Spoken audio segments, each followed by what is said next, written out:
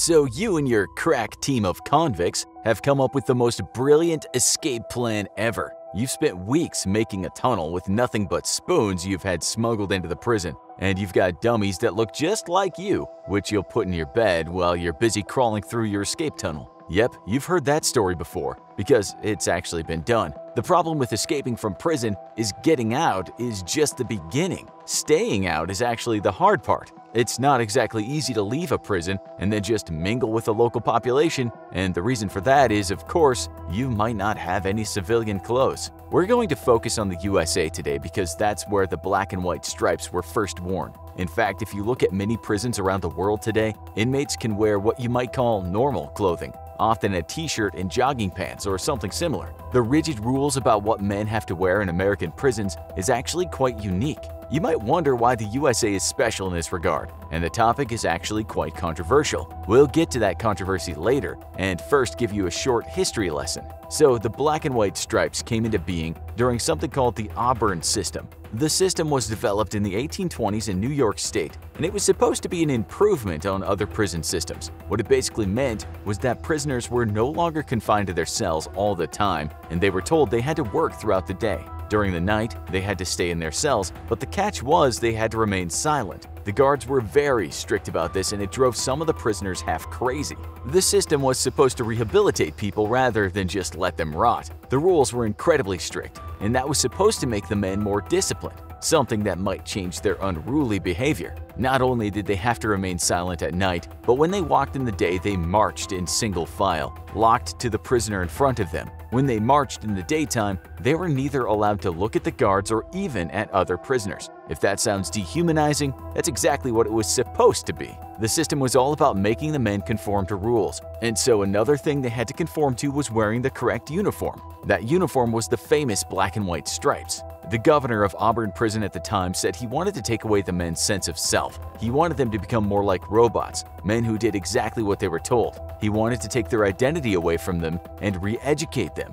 This was why they all had to look the same. So while the uniform was supposed to make the men stand out if they should escape, it was also about trying to rid them of their character, a character that was seen as criminal. We should also point out that this was around the time that whipping or flogging a prisoner was seen as inhumane, so the system wanted to beat the men psychologically. In the 20th century, attitudes started to change, and the dehumanization of prisoners was viewed by some more progressive people as not the best way to treat a prisoner. They saw those stripes as humiliating, something you might call a badge of shame. Those progressives said the uniforms only served to make the men feel like convicts, and that was hardly in line with rehabilitation. That's why a lot of prisons then changed and had prisoners wear things such as blue jeans and a white t-shirt, or maybe khaki pants and a denim work shirt. It all depended on where a person was imprisoned. Okay, so why did the orange jumpsuit take over many US prisons? And that's a good question. Thanks for asking. It's a complicated answer because some prisons don't make men wear orange and others do.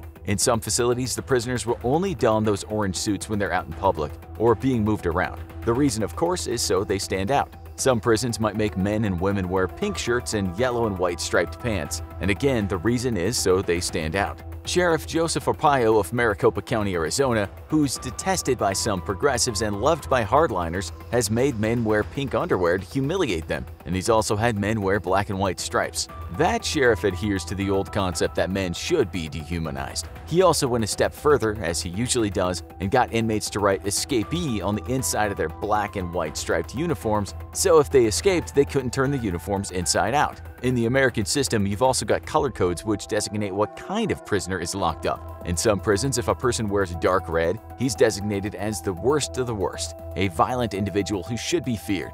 You might have red as a designation of just high risk, and you might have yellow as a designation of low risk. So the black and white stripes went out and the orange came in, along with all kinds of other colors. But then something strange happened in the early 2000s, and that was prisons all over the US started bringing back the black and white stripes. So what was the reason for that? The problem, according to some authorities, was that if prisoners in jumpsuits escaped, they might blend in on the outside with workmen or highway workers or any other law-abiding citizen that just wears a jumpsuit to work. The zebra look made a comeback, even though many years earlier that look was said to be too dehumanizing. Does this mean the system is in a state of regression and actually becoming more inhumane? Well, that's an ongoing argument. One sheriff interviewed by the New York Times said it was not about humiliating prisoners with a badge of shame, but just about preventing them from successfully escaping. He said this: "The likelihood of recovering someone in stripes is 100% better than if they're not. It turns the public into one heck of an eye for us."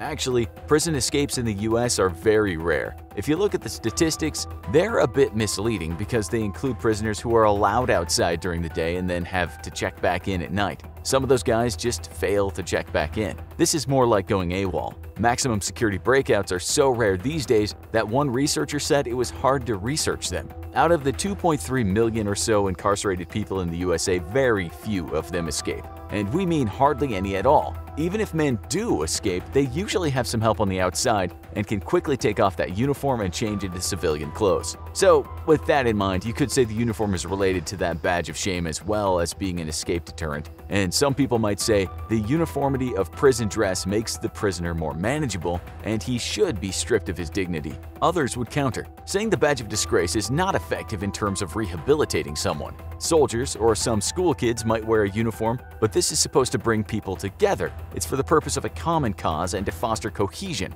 working for the same team. But the question is, does prison uniform create kind of criminal cohesion? Is that really necessary or even negative? In 1955, the United Nations came out with the standard minimum rules for the treatment of prisoners, and that was later revised as the Mandela Rules in 2015.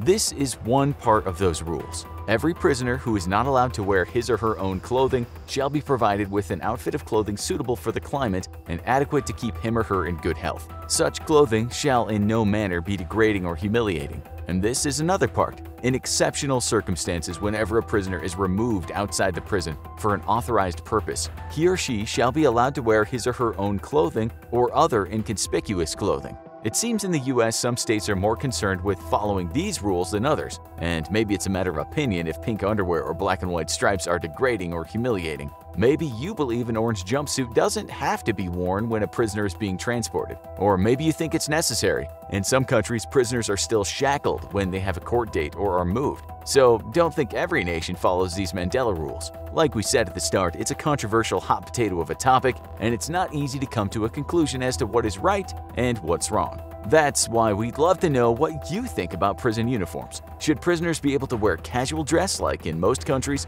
or should they wear stripes or the orange jumpsuits? And since we've talked today about culture and how things are different in various countries, we'll stick with the topic of culture and give you two fascinating videos to watch. Have a look at one of these: taboos around the world and embarrassing tourist mistakes you make in different countries.